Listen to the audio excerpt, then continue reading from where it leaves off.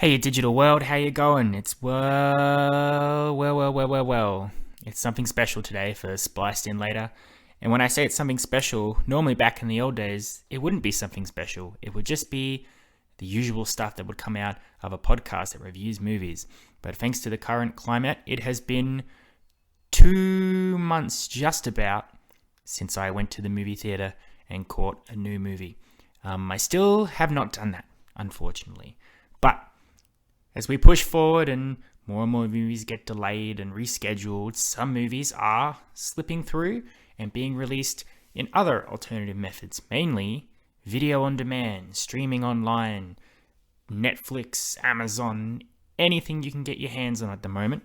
Now, one of the movies that I had planned to go see in the movie theater has been released this way, so I thought, why not? Let's give it a whirl. Let's rent the movie from a video on demand website. Let's watch it and let's review it. I'm very excited to do this. It's been a while. I'm very excited to have some sort of norm, even if it is the new norm. And I hope you're excited to hear what I have to say about this particular movie. Now, you probably know what it is if you've already clicked on the link or you've uploaded on Spotify or whatever, but I'll still announce it in a grandiose way because there are so many movies that are out there that are being released on video on demand, some fancy, some artistic, some with very powerful meanings and purposes. What are we reviewing today? We're reviewing Scoob. That's right, good old Scoob, a new CGI animated movie starring our good friend Scooby-Doo and his friends Shaggy and Co. from Mystery Incorporated. Now, it's pretty interesting using this new method to check out a movie that was theatrically released. Of course, with Netflix and everything, we're getting movies 100 different ways. But this is a movie that was going to hit the movie theaters, had the advertising, we got the trailers, we had official release date. And then with everything going on, it got pushed back. In fact, I don't think it was even pushed back. The release date was just removed, and then the decision was made to release it through video on demand.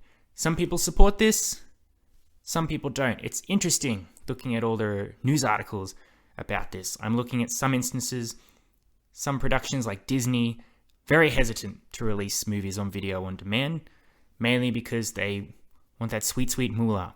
I'm torn on that fact. I get it. I understand the motivations for it.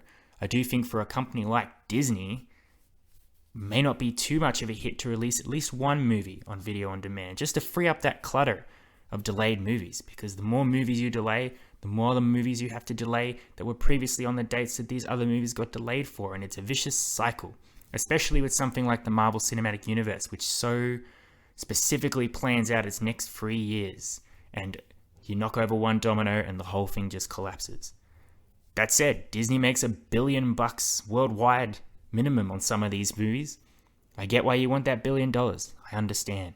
But in response to that, I've read certain movie theaters that are not happy that while they've been shut down and unable to show movies, they're seeing that these movies are being released on video on demand. I read somewhere that a movie theater in America refuses to show movies from a particular studio. It might be Universal, I'm not sure, when they released Trolls World Tour. But they said, cool, that's it. No movies from you we're releasing in our theaters even after the pandemic. I don't know if they're offended by the video on demand. I don't know if they're stressed. Hard to say. You can understand where they're coming from too. It's a very volatile situation. Speaking as a consumer, and a selfish consumer at that, I just want movies. I don't care how they got to me. I'm just going to watch them. I'm going to appreciate them. Renting through video on demand is an interesting experience, I'll have to say. I know most of my listeners are in Australia, so I will say that Scoob is available to us through Amazon Prime Video, through Apple iTunes, through Google Play. There are a few different places you can get Scoob. The one thing to take into account though is the conversion. I keep forgetting that the US dollar is less than what the Australian dollar is. I was very excited to go through the whole process of renting Scoob, and I did do it. But I was also excited because it was only going to be about $20, and $20 you get to rent it for a certain period of time. Of course, when you actually pay and it converts to Australia, it's closer to $30, which you can't really know for sure until you watch the movie if it's worth $30 or not. I don't pay $30 when I go to the movie theater. So it's interesting. In the end, you have to decide if you want to pay that money. Maybe it's good. Maybe we can just support the local film industry by any means necessary. Maybe there is a bit of overpayment.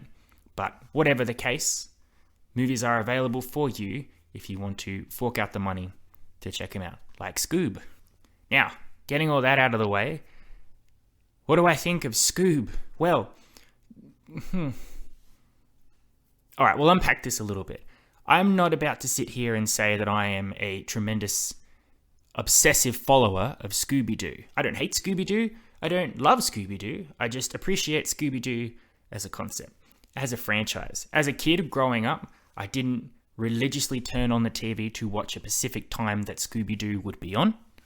If I turned on Cartoon Network and Scooby-Doo happened to be on, I was happy to watch it. I got the whole premise. The Mystery Inc. gang, Scooby and their friends, they go around to a haunted place where a ghost or a zombie or a witch or a monster from the lagoon is scaring people. The gang go inside to figure it out. Scooby and Shaggy are chased around by ghosts and eat some Scooby snacks, while Fred and Daphne and Velma, the rest of the crew, actually use their skills to realize that there is no supernatural threat. It's always some person dressed up. It's pretty interesting in that respect. Scooby-Doo is always kind of like a very, very watered down Agatha Christie, Hercule Poirot mystery. The clues are there to figure out who is doing the spooking, and you have to pay attention and figure that out, which is a lot of fun. That said, I caught a Scooby-Doo episode and I'd watch another one. Didn't matter which ones I saw, it was just on. What really got me into a specific type of Scooby-Doo, though, are the live-action movies that came out when I was growing up in the 2000s. The original Scooby-Doo I did not catch in the movie theater because, again, I was not too hooked on Scooby-Doo as it was. But my father took my brothers to go see it, and the only reason I decided I would watch it is they came back and they told me who the bad guy in Scooby-Doo actually was, and I didn't believe them because I was like, that's ridiculous. You're lying to me. That's not true.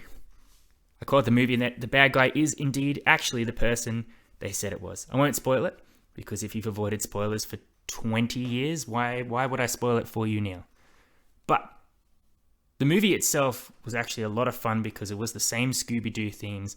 There were some exaggerations, but there was a really cool relationship between the characters overcoming the stereotypes that the cartoon had set up for them. For Daphne, it was the damsel in distress. For Fred, it was just the airhead leader. For Shaggy and Scooby, it's that they're the scaredy cats. They can't save the day. A lot of humor was in there because of James Gunn, who, as we all know, is the man behind the Guardians of the Galaxy movies. So if you like that sort of humor, that's all there in Scooby-Doo. So I really enjoyed that Scooby-Doo movie. I enjoyed even more its sequel, Scooby-Doo 2, Monsters Unleashed, which I guess if I were a fan of the TV show, I'd even like it even more, because the concept of that movie is someone is making old costumes of monsters come to life and attack the gang, so there'd be a lot of references and callbacks to the show. I enjoyed all the different types of monsters. 2000s had all that crazy 2000s music that we all love, like the Backstreet Boys. God, I love the Backstreet Boys. And lots of action, lots of excitement, lots of laughs, good times. I think I'm in the minority with critics. I think critics aren't a big fan of Scooby-Doo 2. I'm not sure. But I can tell you I really like those movies and I enjoy popping those on every couple of months just for a good laugh. With those movies, they did tend to lean towards the supernatural element being actually real. So at the end of the day, there is always a person that's behind what's going on in the Scooby-Doo live-action movies, but the things that they are doing are actually of a supernatural element. So there are actual demons, monsters, ghosts, which is fun. It works with the concept of subverting expectations, I would say.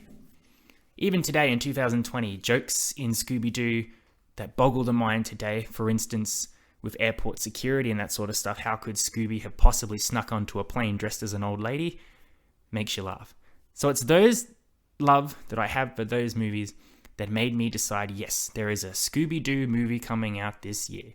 Yes, it's CGI. Yes, it's probably more aimed towards the animation than the live action, but I had a good time remembering going to the movies to see Scooby-Doo. So this Scoob that's coming, I'll give it a whirl. Why not? Even when everyone else around me was like, I don't know about this Scoob movie. I don't really care about this Scoob movie.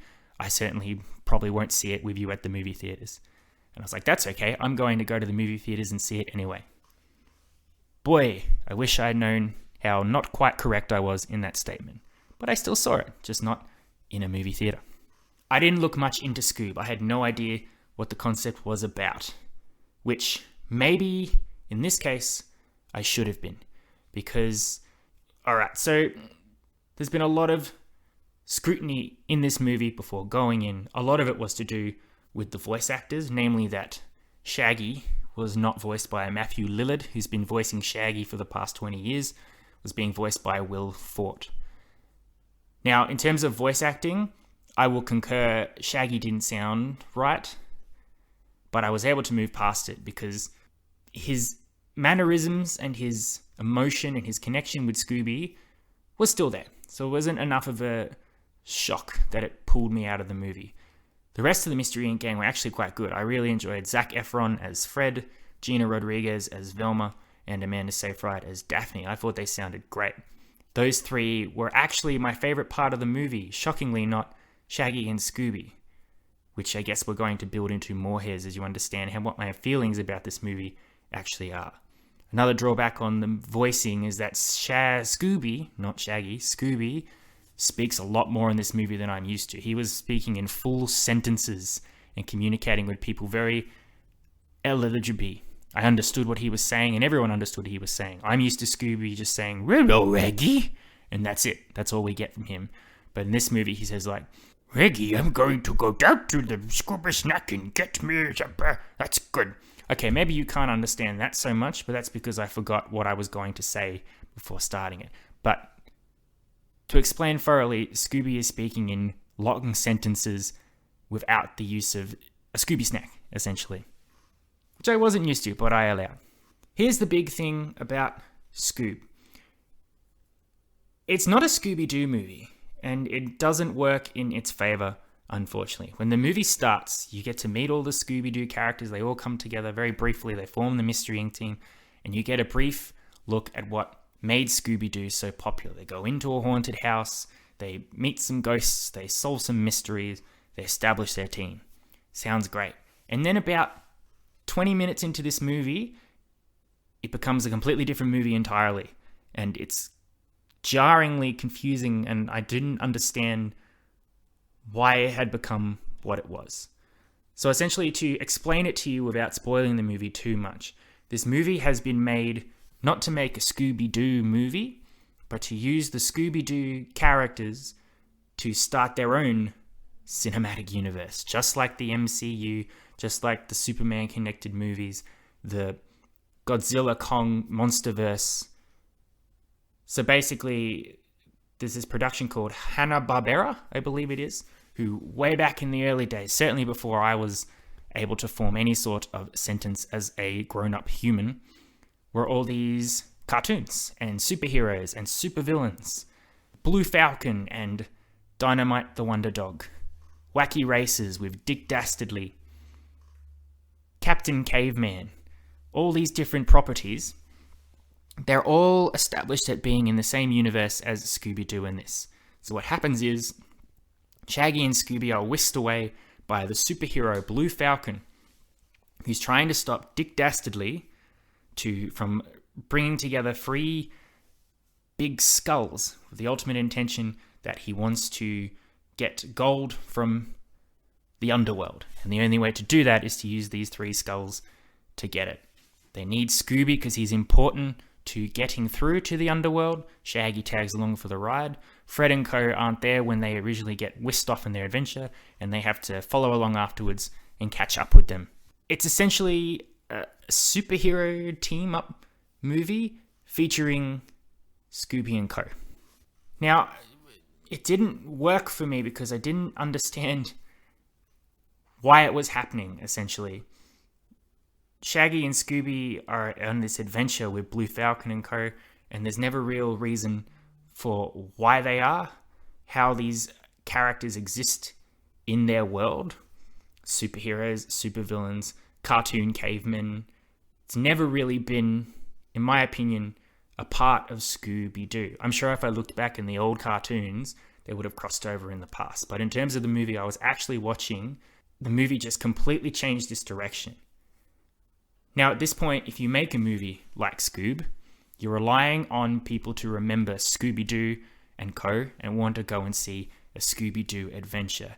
And if you then change it into something completely different with no real story direction, just to show you that all these characters exist so that we can make a Blue Falcon movie and a Wacky Races movie and a Captain Caveman movie, you immediately lose a lot of the drive of a particular movie. I know I always gush about Marvel, but I'm going to use it as an example. Imagine if Iron Man had been made, and the first 20 minutes of Iron Man was Tony Stark becoming Iron Man. You're learning who he is, and he becomes a superhero. But then halfway, maybe not even halfway, a quarter of the way through the movie, Captain America shows up and picks him up and takes him onto a spaceship with the Guardians of the Galaxy. And then they go into the quantum realm to rescue Ant-Man, while Spider-Man shows up for a bit to web swing them across two very tall towers and then leaves. Crazy, right? Completely all over the place. That's not an Iron Man movie. It starts as an Iron Man movie and then becomes something else entirely. At least with something with like Marvel, they're all at least superheroes, so you can take it with a grain of salt. It certainly wouldn't have the excellent setup that the MCU has for having all the different movies, establishing everybody's separate characters and worlds and individualities before bringing them together. But with something like Scooby-Doo, where Scooby-Doo's world is a bunch of teenagers drive around in a mystery machine and solve mysterious, spooky cases involving normie, creepy janitors that have dressed up as a ghost.